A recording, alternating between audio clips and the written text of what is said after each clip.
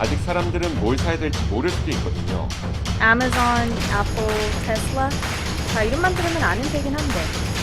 주가 오를 텐데 저 리스크가 없다. 이런 거. 다 싸게 해요. 초보부터. 고수들까지. 그냥 이것만 보면 끝나죠.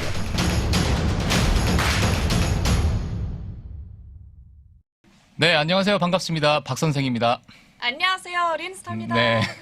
자, 오늘 저희 이제 미주미와 월가오지 린스타님께서 오셔가지고 저희가 이제 콜라보 영상을 이렇게 한번 찍게 됐는데 오늘 만나뵙게 돼서 너무 저 네, 너무 반갑습니다. 좋아요. 네. 다시 정식으로 네. 저는 네. MTN 머니투데이 방송 앵커 전채린이고요. 아, 네. 유튜브 월가워즈 채널의 린스타입니다. 아, 네. 제가 사실 영상을 네. 많이 다 챙겨봤어요. 월가워즈 채널. 네네네. 아, 정말요? 예, 그래서 예전에 네. 막 그 제롬 파월 의장님이 나오셔가지고 라이브 하시는 것도 통역하시는 것도 예, 제가 부끄럽네요. 다 보고 뭐 잘 챙겨보고 있습니다. 네. 감사합니다. 저도 미주미 채널에 올라오는 박 선생님 영상 아이고. 너무 잘 보고 있고 또 네. 실제로 만나 뵙고 싶었는데 아, 오늘 이렇게 그래요? 모처럼 네. 콜라보레이션을 우리가 하게 돼서 만난 게 아. 너무 좋아요. 아, 제가 이 가운데 카메라 보면 되는 건가요? 네네 가운데 있죠. 알겠습니다. 제일 조그만 카메라. 네. 네.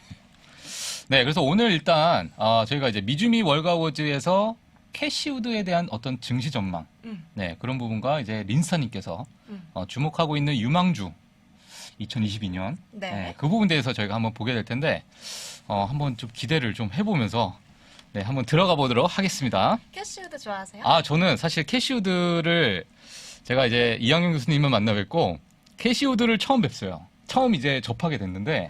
네네. 예, 그 전에 이제 돈나무만 그쵸. 이제 알고 있다가 네, 맞아요. 예, 이렇게 좀 알게 돼서 ARK라는 것들도 이제 많이 좀 보게 되고 사실 저는 그랬어요. 처음에는 캐시우드가 거의 신적인 존재였거든요, 저한테. 그럴 네. 수 있죠. 근데 최근에는 약간 네. 조금 이제 네, 약간 그쵸. 좀 그런 부분이 최근에는 있어서 그럴 수 있어요. 네. 그래서 음. 제가 사실은 이제 미주미 X 월가워즈 콜라보레이션을 하게 되면서 네. 원래는 제가 보고 있는 유망주 하나를 가지고 와서 소개해드리고 싶었는데요. 네네. 뭔가 조금 더 재미있는 얘기를 해드리고 아, 싶어서 이렇게 네. 캐시우드가 찾아보니까 딱 어제 CNBC 이제 녹화일 기준으로 어제 네. CNBC 방송에 나와서 인터뷰를 가졌더라고요. 그래서 그래요? 내년도 증시 전망 음. 그리고 올 한 해 동안 너무 부진했던 아크 인베스트 펀드들에 대한 전망 그리고 자기가 보고 있는 유망 섹터 종목들 이런 거 소개하는 시간이 있었어요. 네. 1시간 가까이 되는 인터뷰였는데요. 제가 다 봤고요. 네. 여러분들한테 좀 핵심 요약 정리 해드리고 싶었어요. 저는 궁금하네요. 오늘 제가 못 봐가지고. 네. 네. 그 다음 PPT 화면 지금 나가는 이게 그 인터뷰 화면이고요. 네네. 꽤 길었는데 일단은 그러면 첫 번째로 시장 전망에 대해서는 어떻게 봤는지 그 얘기를 바로 한번 해볼까요? 네네. 알겠습니다. 네, 일단 뭐 캐시우드 2022년 증시 전망. 네, 이렇게 되어 있네요. 제목은. 그러니까 지금 시장이 워낙 헷갈리는 시기잖아요. 네네. 인플레이션이 너무 심하고 그리고 공급난도 우리가 생각했던 것보다 너무 장기화되고 있고 맞아요. 이 공급난이 또 추가적인 인플레이션을 부추기고 있고 이런 네. 현상에다가 지난주에는 갑자기 오미크론 변이까지 맞아요. 나타나면서 네. 지금 많은 투자자들이 너무나 많은 요인들 속에서 저글링을 하고 있다 이렇게 표현을 하더라고요. 네. 그러다 보니까 연준 입장에서는 증시의 발목을 제일 심하게 잡고 있는 인플레이션을 일단 빨리 잡아야 되는 상황이 된 거예요. 네네. 그럼 인플레이션을 잡기 위해서는 파월 의장이 더 빠른 테이퍼링, 더 빠른 금리 인상을 감행해야 될 텐데 그렇게 되면 아크 인베스트 펀드들에는 그렇죠. 너무 악영향이 미칠 수 있다. 그렇죠. 네. 왜냐하면은 고밸류 성장주들이다 보니까 금리가 올라가면 당연히 불리할 수밖에 없잖아요. 네. 이런 지적이 나오고 있다는 거예요. 그래서 여기에 대해서 캐시우드가 답변을 해줬습니다. 네. 네, 이제 올해 2월을 다시 생각해 보자고 합니다. 올해 2월에 백신 접종 제대로 한참 막 시작되고 사람들이 바깥 활동을 다시 시작하던 시점이었어요. 네. 그때 2월 중순부터 아크 포트폴리오가 붕괴되기 시작했습니다. 기억나시죠? 네네네. 네, 그때 이제 인플레이션이라든지 금리 인상에 대한 우려 때문에 우리 펀드가 좀 부진한 게 맞다라고 일단 캐시가 먼저 인정을 했어요. 네. 그리고 나서 앞으로의 물가 흐름에 대해서는 오히려 디플레이션 가능성이 더 크다고 보고 있습니다. 제가 그 뉴스를 봤을 때 그때 네. 당시에 이제 잭 도시와 약간 그 상반되는 의견을 좀 냈었어요. 네. 예, 그래서 제가 그걸 기억을 하고 있는데. 네, 맞아요, 네. 맞아요. 그래서 근데 이제 앞으로가 물가 어떻게 보고 있냐 이게 중요한 건데 물가가 좀 안정될 거다라고 보고 있는 입장입니다. 네. 그러니까 원자재 가격이 많이 올랐던 게 하락을 하고 그리고 그동안 공급난에 허덕였던 기업들 이제 선박에 있던 재고들 다 들어와야 되잖아요. 그렇죠. 그럼 밀렸던 재고량들이 다 들어오고 나면 물건이 오히려 많아지기 때문에 물가가 좀 내려갈 거다 이렇게 보고 있는 게 캐시우드의 입장인 거예요. 네. 그래서 만약 이런 시나리오대로 디플레이션이 발생하게 된다면 기업 입장에서는 원재료 비용이 줄어들게 되잖아요. 그렇죠. 이때 수혜를 받을 핵심적인 산업군이 딱 5개가 있다. 이렇게 소개를 해주고 있고요. 그 5개가 바로 화면에 지금 보이는 DNA 시퀀싱, 네. 로보틱스, 에너지 저장, AI 그리고 블록체인 기술이다. 이렇게 얘기를 하고 있어요. 딱 보면은 정확하게 이제 캐시가 아크인베스트에서 타겟팅하고 있는 그렇죠. 그 산업군들이잖아요. 네네. 얘네가 이제 올 한 해 동안에 너무 부진하고 좀 언더퍼폼을 했어요. 네. 시장 대비했을 때. 그리고 그런데 언더퍼폼을 했다는 사실을 감안하고 또 얘네들의 기술력, 밸류에이션, 미래 성장성 이런 것들을 다 감안을 했을 때 앞으로 5년간 주가 수준이 4배 정도 뛰어오를 수 있겠다. 향후 5년간? 네, 앞으로 5년 정도를 보고 있어요. 네네. 그래서 그렇게 일단 파격적으로 얘기를 했습니다. 네. 2월 중순에 찍었던 피크에 비해서는 한 2배 정도고 지금 이제 저점에 비해서는 4배 정도 오를 수 있을 거다라고 자신 있게 얘기를 했고요. 어쨌든 본인은 이제 이런 표현을 썼습니다. 영어로 most spectacular period we've ever seen이 될 거다. 그러니까 우리가 봤던 중에 제일 스펙타클한 앞으로의 5년이 될 기대된다. 거다. 네. 이렇게 자신 있게 하여간 얘기를 하더라고요. 네. 그래서 이제 중요한 거는 증시 전망을 이렇게 보고 있으면 무슨 종목을 보고 있는지 그렇죠. 그게 중요한 거잖아요. 네네네. 그래서 그 종목에 대해서도 이제 몇 가지 종목을 쭉 정리를 해주고 있는데 네. 일단 캐시가 이 종목들에 대해서 했던 커멘트들을 정리하기 앞서서 네. 지금 캐시우드가 고르는 종목들이 되게 밸류에이션이 높다라는 부분이 있잖아요. 네, 버블 맞아요. 논란. 네. 버블 논란이 있는 거예요. 네. 그래서 오히려 그런데 이제 캐시가 여기에 대해서 확실하게 반박을 했습니다. 그 기사 제목도 지금 보여드리고 있는데 아니야 내가 가지고 있는 종목들이 버블이 있는 게 아니라 버블은 다른 데 있다. 다른 데 있다. 네. 이렇게 얘기를 하거든요. 네. 버블은 주요 벤치마크에 있다고 얘기합니다. 그러니까 주요 지수에 편입되어 있는 전통 기업들에 오히려 지금 버블이 있다라는 거예요. 네. 그래서 얼마 전에 뉴스 보신 분들은 아시겠지만 캐시가 지금 전통 기업들을 숏배팅하는 전략을 테스트 중이에요. 숏배팅을 하고 있다. 그걸 네. 테스팅하고 있어요? 네네. 어. 지수에 편입되어 있는 전통 네네. 기업들의 숏배팅을 하기 위해서 네. 테스트를 하고 있고 그걸 아크인베스트 쪽에서 좀 연구를 하고 있는 것 같아요. 그러니까 혁신 기업들로 인해서 뒤처지고 있는 기업들 중심으로 숏배팅을 어쨌든 시도해 보고 있고 이를 통해서 우리가 알 수 있었던 부분은 전체적으로 여전히 캐시는 혁신적인 파괴적인 기업들을 더 공격적으로 지향하는 전략을 계속 가져가고 있다. 이런 테이크어웨이가 있을 것 같아요. 네. 일단 제가 캐시우드의 어떤 성격은 잘 모르겠지만 개인적으로 잘 몰라가지고 네. 네. 근데 좀 약간 시장에서 화끈한 종목들을 좋아하는 것 같아요. 맞아요. 네. 화끈한 누나예요. 네. 그래서 제가 이제 로빈후드도 마찬가지고 이런 하여튼 그런 종목들을 좀 좋아하시는 것 같습니다. 제가 볼 때. 맞아요. 네. 그럼 이제 종목 얘기? 네, 종목으로 이제 제가 한번 잠깐 넘어가서 네. 자, 어떤 종목이 있나요? 잠깐만요. 네.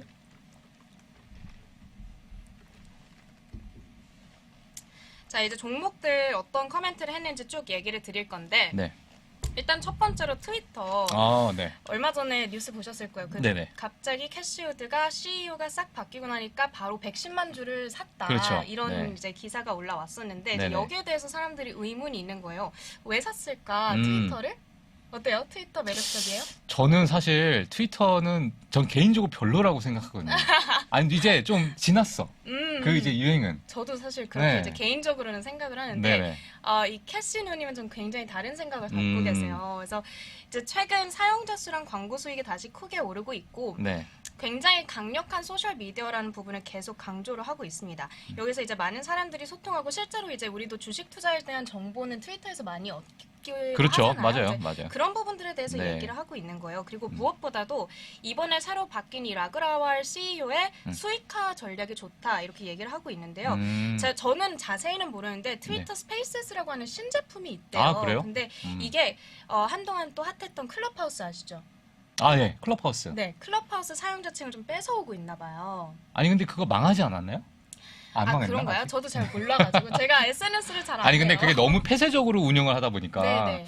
그게 좀 약간 이용자 수가 이제 증가하다가 감소하고 있다라고 제가 어디서 이제 들었는데 그 다음에 그걸 이제 오픈했잖아요. 근데 더 이제 안 들어오는 거예요 이용자 수가. 하여튼 매력이 없어진 거구나. 네네. 하여튼 그렇다라고 제가 이제 어디서 잠깐 봤는데 제가 관심이 없어가지고 사실 클럽하우스에. 그러니까요. 근데 그 유저층들이 이제 트위터 트위터로 스페이스 쪽으로 스페이스. 옮겨오고 있다 이런 얘기를 하더라고요. 네. 그리고 뭐 구독 서비스도 있고 이런 새로운 수익화 전략이 모두 지금 현 이제 새로 바뀐 CEO의 지도하에서 이루어졌다고 합니다. 네. 그리고 뭐 이제 10대 인플루언서들, 유명 연예인들도 다 이제 이 플랫폼을 이용하고 있다는 부분 주목을 하고 있습니다. 네. 자, 그다음에 이제 로빈후드. 로빈후드. 아까 전에 별로라고 로빈후드는 저는 사실 네. 로빈후드가 예를 들면 HTS라고 치면 네. 뭐 물론 그 외에 여러 이제 뭐 수익적인 부분이 있겠지만 저희가 쓸 수가 없잖아요. 한국에 있는 사람들은. 맞아요. 네. 그래서 이게 내가 그래도 뭐 아이폰이라도 좀 써봐야 애플에 대한 그런 어떤 이제 전망이라도 맞아요. 네, 생각을 좀 할 텐데 로빈후드가 이게 공감이 모르겠어요. 안 되는 네, 거예요, 공감이 안 되죠. 우리한테는. 네. 맞아요. 그게 사실입니다. 근데 어쨌든 로빈후드를 캐시가 이제 자꾸만 사고 그렇죠. 왜 자꾸 살까 이런 궁금증이 있어요. 게다가 주가를 보면 더 궁금해집니다. 네. IPO 이후에 쭉 실망스러운 흐름이고요. 네네. 지금 제가 종가를 정확하게 확인 안 해봤지만 아마 IPO 가격 수준까지도 못 올라왔을 아, 그래요? 거예요. 네. 지금까지. 그래서 거기다가 이제 사용자 수, 성장세 모두 실망스러운 상태인데 도대체 왜 사냐? 이렇게 질문이 들어왔어요. 캐시가 이렇게 얘기를 합니다. 어쨌든 이제 우리는 직접 안 써봐서 모르지만 네네. 최고의 유저 인터페이스를 가지고 있다. 어. 사용하기가 제일 편하고 네. 좋다는 거예요. 그리고 최근에 로빈후드가 크립토 전략을 개발하기 시작했는데 네. 이제 향후에 정말 몇 안 되는 소수의 크립토 위너가 될 거다. 그러니까 디지털 월렛 월렛? 이 시장을 장악할 거다. 음. 이렇게 보고 있습니다. 뭐 스퀘어가 만든 캐시앱도 있고 페이팔이 만든 벤모 이런 다른 좋은 기업들도 있지만 캐시는 어쨌든 로빈후드를 조금 더 매력적으로 평가하고 있다라는 부분이고요. 네. 이제 그 다음으로 가서는 또 테슬라. 테슬라. 참. 테슬라도 좋아하시죠? 네. 아니 제가 이제 저도 이제 뭐 방송을 이렇게 보다 보면 네. 이제 교수님들이 많은 좋은 말씀을 많이 해주셔가지고 테슬라 제가 우리나라 이제 국민의 이제 한 삼성전자에 들어가 있는 비용이 이제 동학개미죠. 네. 한 50조 정도가 들어가 있대요. 네네. 근데 테슬라에 저희 네. 서학개미들이 10조가 들어가 있다고 합니다. 와우. 그러니까 이 외국에 있는 하나의 일개 기업에 우리나라 사람들이 이렇게 많이 관심을 가지고 있다. 엄청난 거죠. 네. 근데 캐시도 이제 좋아하고 있어요. 근데 이제 최근에 팔았다라는 네, 뉴스가 맞아요. 전해져서 이제 왜 팔았을까 네. 이거 궁금한 분들 계시지 않을까 네. 싶어가지고요. 일단 캐시의 플래그십 펀드에서 아직까지 제일 보유 비중이 높은 종목입니다. 최근에 팔았지만 네. 여전히 캐시는 테슬라가 disruptor라는 표현을 되게 좋아하잖아요. 네. 그러니까 시장을 파괴시키는 혁신 혁신적인. 기업이라고 생각을 한다고 말을 해요. 네. 공부를 하면 공부할수록 절대로 다른 기업들이 흉내낼 수 없는 장벽을 만들고 있다고 합니다. 배터리 기술, AI, 칩, 데이터 분석 기술 이런 거 모두가 다른 회사가 절대로 구현해낼 수 그렇죠. 없는 기술력이라고 네. 하는 거예요. 특히나 지금 테슬라가 한참 주력하고 있는 이 자율주행 기술 있잖아요. 이게 성공할 확률이 50% 정도라고 아크 인베스트에서는 지금 판단을 하고 있대요. 자율주행 택시에 대한 기대감도 있고 그런데 이렇게 좋은 얘기만 막 하는데 이제 왜 팔았을까? 그러니까요. 그게 문제인 거잖아요.